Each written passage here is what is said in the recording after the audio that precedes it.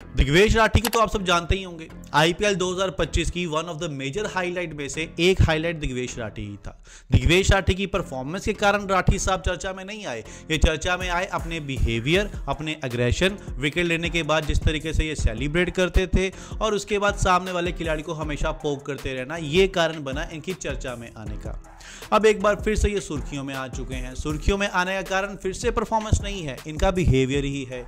और इस बार इनका किनके साथ पंगा हुआ है? नीतीश राणा के साथ। जी हाँ, दिल्ली का ये खिलाड़ी नीतीश राणा जो केकेआर टीम की कप्तानी भी कर चुका है, उनके साथ इनका पंगा हुआ है। और इस पंगे में क्या हुआ, किसकी गलती थी, ये सारी चीजें आज की वीडियो में हम समझने की कोशिश करेंगे। लेकिन उससे पहले हमको आईपीएल 2025 में दिग्वेश राठी के बारे में थोड़ी चीजें जाननी चाहिए। दिग्वेश राठी आईपीएल 2025 में लखनऊ सुपर जायंट की तरफ से खेल रहे थे। जब लखनऊ का मैच पंजाब के साथ था तो दिग्वेश राठी बॉल करने आते हैं, तो इसको देखकर लगा भाई लखनऊ एक अच्छा गेंदबाज इस बार ढूंढ के लेके आया है, इस बंदे के अंदर अग्रेशन है, जोश है, टप्पे पर बॉल डाल रहा है, बल्लेबाजों को तंग कर रहा है। लेकिन जब ये पंजाब के ओपनर प्रियांश आर्यन के आउट करते हैं, उसके बाद जब उन्होंने सेलिब्रेशन किया, उनका सेलिब्रेशन देखकर लगा कि ये सेलिब्रेशन हमने पहले भी कहीं देखा है। ये वेस्ट इंडीज का एक गेंदबाज था, वो इस तरीके से सेलिब्रेट किया करता था। लेकिन जब उसका मैच इंडिया के साथ हुआ और विराट कोहली के सामने आया और विराट कोहली को जब उसने पोक किया, भाई साहब विराट कोहली जब अपना प्राइम फॉर्म में था ना, उस टाइम पे उसने उसको पोक करने की हिम्मत की थी और विराट कोहली ने उसकी उस मैच में इतनी धुलाई की थी, उस बंदे का करियर ही खत्म हो गया। उस मैच के बाद दोबारा उस गेंदबाज को देखा नहीं गया। यही सेलिब्रेशन जब हमने दोबारा देखा तो हमको इतना बुरा नहीं लगा। क्यों? क्योंकि एक तो ये विराट कोहली के सामने नहीं था, दूसरा ये सेलिब्रेशन इंडियन प्लेयर कर रहा था। जब इंडियन प्लेयर ने इस तरीके से सेलिब्रेट किया, हमने बोला ठीक है, नॉर्मल सी बात है, सिग्नेचर स्टाइल में सेलिब्रेशन कर लिया तो क्या बड़ी बात है। लेकिन जब मैच खत्म हुआ, मैच रेफरी ने ये सेलिब्रेशन देखा तो उनको अच्छा नहीं लगा और उन्होंने दिग्वेश राठी के ऊपर मैच फीस का 25% लगा दिया और उनको एक डीमेरिट पॉइंट दे दिया। तब ये सुर्खियों में बात आ गई कि यार ये सेलिब्रेशन में इतनी क्या बुराई थी कि अगर आप सिग्नेचर स्टेप नहीं कर सकते हो तो क्या करेगा। एक बॉलर को सेलिब्रेशन करने का कुछ तो हक होना चाहिए। लेकिन सेलिब्रेशन में कमी ये थी कि आप बल्लेबाज का रास्ता रोककर उसके सामने सेलिब्रेट नहीं कर सकते हो, इसलिए उनके ऊपर फाइन लगा था। लेकिन दिग्वेश राठी यहां कहां रुकने वाले थे। उनका अगला मैच था मुंबई के साथ। मुंबई के अगेंस्ट विकेट निकाल के फिर दिग्वेश राठी सेम तरीके का सेलिब्रेशन करते हैं और इस बार मैच रेफरी इनको 50% मैच फीस का फाइन लगाते हैं और 2 डीमेरिट पॉइंट देते हैं। दिग्वेश राठी जिनको सिर्फ 30 लाख रुपए में खरीदा गया था और मैच फीस का 7.5 लाख रुपए मिलता था, 7.5 में से 50% मैच फीस मतलब 3.75 लाख, तो उनको फाइन ही लग गया, पीछे बचा 3.75। यहां से ये भी समझ में आ गया कि ये बंदा अपने मन की करने वाला है, ये किसी के अगेंस्ट भी जा सकता है, इसको पैसों से कोई मतलब नहीं है। अगर पैसों से मतलब होता तो पहली वार्निंग के बाद ही ये अपने आप को सुधार लेता, लेकिन नहीं, इसने यहां पर भी सेम तरीके का सेलिब्रेशन करके बता दिया कि भाई मैं रुकने वाला नहीं। अब फैंस को लगा दिग्वेश राठी दोबारा ये काम नहीं करेंगे। 2 बार इनको वार्निंग मिल चुकी है, इतनी मोटी रकम इन्होंने फाइन में दे दी है, दिग्वेश राठी अब ये सेलिब्रेशन करना बंद कर देंगे। लेकिन अगला मैच जब हैदराबाद के साथ होता है, अभिषेक शर्मा की विकेट निकालने के बाद ये फिर से वही सेलिब्रेशन करते हैं और अभिषेक शर्मा और दिग्वेश राठी के बीच में तू मैं हो जाती है। अभिषेक शर्मा चार्ज करते हैं दिग्वेश राठी के ऊपर और राठी साहब भी आगे बढ़कर उनके साथ बहस करना शुरू कर देते हैं। यहाँ पर काफ़ी मीम भी बने जब अभिषेक शर्मा ने दिग्वेश राठी को इस तरीके का पोज मार के दिया था। आप समझ सकते हो ये पोज क्यों मारा था, क्योंकि दिग्वेश राठी पोनी किया करते थे, तो उन्होंने कुछ अपने अंदाज में कुछ ऐसा कहा था कि पोनी पकड़ के मारूंगा तुझे। ये सब बातें वहां पर हुई। दिग्वेश राठी की यहाँ पर क्रिटिसिज्म भी सहना पड़ा। काफ़ी लोगों ने कहा ठीक है आपका सेलिब्रेशन बनता है, लेकिन आप कम से कम ये तो देखिए किसके सामने सेलिब्रेट कर रहे हो। एक सीनियर खिलाड़ी जो टीम इंडिया को इंटरनेशनल लेवल पर रिप्रेजेंट कर रहा है, कम से कम उसकी थोड़ी रिस्पेक्ट तो आपको करनी ही चाहिए। इसके बाद दिग्वेश राठी को फिर से 50% मैच फीस का फाइन लगा और एक मैच का सस्पेंशन भी लगा। अगला मैच दिग्वेश राठी नहीं खेले। दिग्वेश राठी अब सब मान गए थे कि अब तो ये दोबारा काम नहीं करेंगे और अगले बार दिग्वेश राठी ने किया भी नहीं। उन्होंने सेलिब्रेशन वाला स्टाइल नहीं रोका। हाँ, सेलिब्रेशन अब वो खिलाड़ियों के सामने नहीं करते थे, खिलाड़ियों का रास्ता नहीं रोकते थे, जमीन पर बैठकर सेलिब्रेशन किया करते थे। इस तरीके का नेचर है दिग्वेश राठी का। दूसरी तरफ हम नीतीश राणा की बात करते हैं। नीतीश राणा का आईपीएल करियर साल 2015 में शुरू हुआ था। जी हां, दिग्वेश राठी के आईपीएल शुरू करने से 10 साल पहले 2015 में मुंबई की तरफ से खेल रहे थे। उसके बाद 2018 में केकेआर की तरफ चल जाते हैं और 2023 में केकेआर की कप्तानी भी करते हैं। 2024 में केकेआर नीतीश राणा को रिलीज कर देती है और 2025 में ये राजस्थान रॉयल की तरफ से खेलते हैं।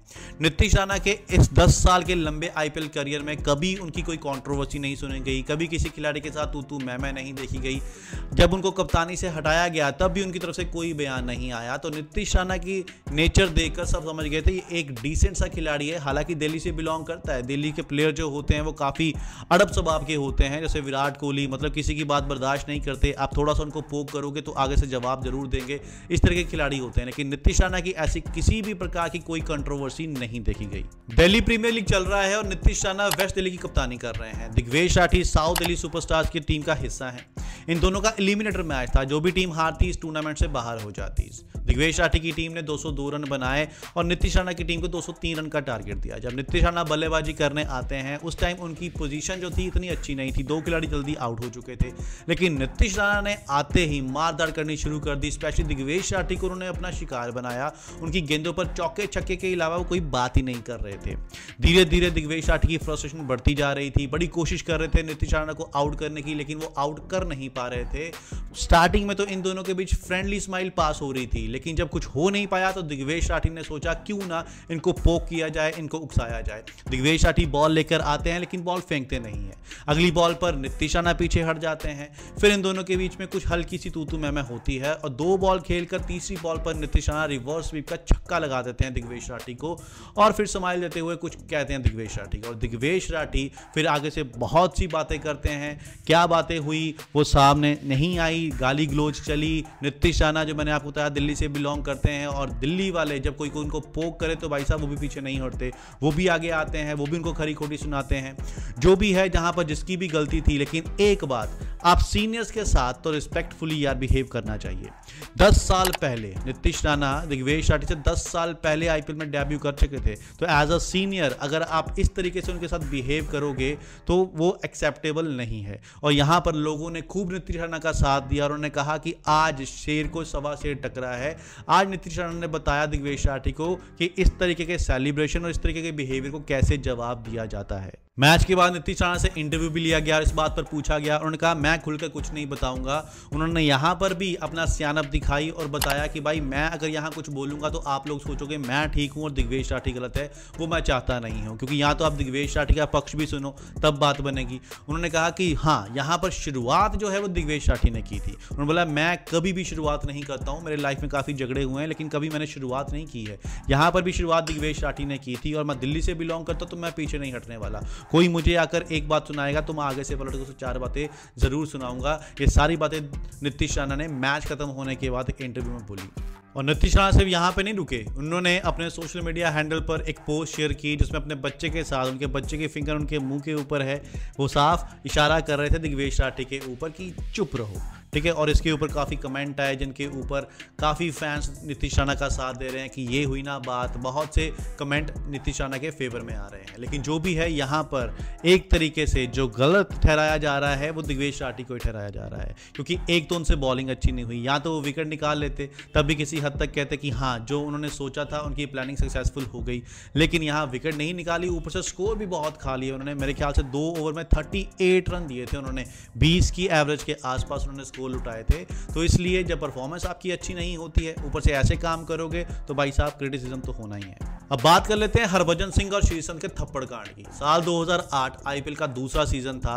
हरभजन सिंह मुंबई की टीम से खेल रहे थे और श्रीसंत पंजाब की टीम से। मुंबई ये मैच हार जाता है। हैंडशेक सेरेमनी हो रही होती है। सेरेमनी के बाद अचानक से श्रीसंत को एक कोने में खड़े होकर रोते हुए देखा गया। सब लोग सोचने बैठ गए ये क्या हो गया, श्रीसंत क्यों रो रहे हैं। एक तो इनकी टीम मैच जीती है, हारी होती तब भी सोचते कि यार मैच हार गए हैं, उसके दुख से रो रहे हैं, जीतने के बाद ये क्यों रो रहे हैं। उनके आसपास के खिलाड़ी उनको हौसला दे रहे थे। बार बार श्रीसंत अपना हाथ अपने मुंह पर रखे थे, तो साफ लग रहा था किसी ने इनको थप्पड़ लगाया है। लेकिन किसने? थोड़ी देर के बाद इस बात का खुलासा होता है कि हरभजन सिंह ने श्रीसंत को थप्पड़ लगा दिया है। भाई साहब सारे क्रिकेट फैन शॉक हो गए थे कि हरभजन सिंह ने श्रीसंत को थप्पड़ क्यों मारा। फिर लगा श्रीसंत का नेचर ऐसा है, उन्होंने कुछ ऐसी वैसी बात हरभजन को बोल दी होगी और हरभजन सिंह ने आगे से थप्पड़ मार दिया था। मीडिया के अंदर ये बात आई, मीडिया ने बहुत क्रिटिसाइज किया हरभजन सिंह को। क्रिकेट के अंदर आप फिजिकल अब्यूज नहीं कर सकते, हरभजन सिंह को आईपीएल से बैन कर देना चाहिए। धीरे धीरे बीसीसीआई ने और आईपीएल की जो मैनेजमेंट थी उन्होंने इस बात को ठंडा किया, दोनों के बीच पैचअप कराया और धीरे धीरे ये बात ठंडी हो गई और दोनों एक साथ अच्छे रिलेशन में आ गए। रिसेंटली हरभजन सिंह एक इंटरव्यू में जाते हैं, वहाँ हरभजन सिंह से पूछा गया कि आपकी लाइफ का सबसे बड़ा रिग्रेट क्या है, तो उन्होंने कहा मेरा सबसे बड़ा रिग्रेट है श्रीसंत को थप्पड़ मारना, क्योंकि जब मैं श्रीसंत के घर गया उनके बच्चे ने मुझसे ये पूछा मैं आपसे बात नहीं करने वाला हूँ क्योंकि आपने मेरे पापा के ऊपर हाथ उठाया था, तो मेरा रोना निकल गया। तब मैंने सोचा मैंने क्यों ऐसा काम किया। तो श्रीसंत और हरभजन सिंह की जब पूरी बात खत्म हो चुकी थी, उनकी फैमिलीज आगे बढ़ चुकी हैं, उनके बच्चे हैं, अचानक से इस थप्पड़ कांड की वीडियो सामने आ जाती है। क्योंकि जब ये थप्पड़ कांड हुआ था तब ये वीडियो सामने नहीं आया था। हरभजन सिंह ने थप्पड़ तो लगाया, ये पता चल गया, लेकिन उस थप्पड़ लगाने का वीडियो किसी ने नहीं देखा था। लेकिन अब ये वीडियो सामने आ चुका है, काफ़ी लोगों ने इसको देख भी लिया है। अब ये वीडियो सामने कौन लाया है? ये लाए हैं आईपीएल के स्टार्टिंग के president Lalit Modi. Lalit Modi Michael Clarke के इंटरव्यू में बैठे हुए थे। वहां पर उन्होंने कहा कि जब मैं ग्राउंड में जा रहा था तो मेरे सिक्योरिटी वाले जो मेरे साथ होते हैं वो भी वीडियोस बनाते हैं और मेरे सिक्योरिटी के कैमरे में ये पूरी वीडियो रिकॉर्ड हो गई थी और आज मैं आपको वीडियो दिखाने वाला हूं।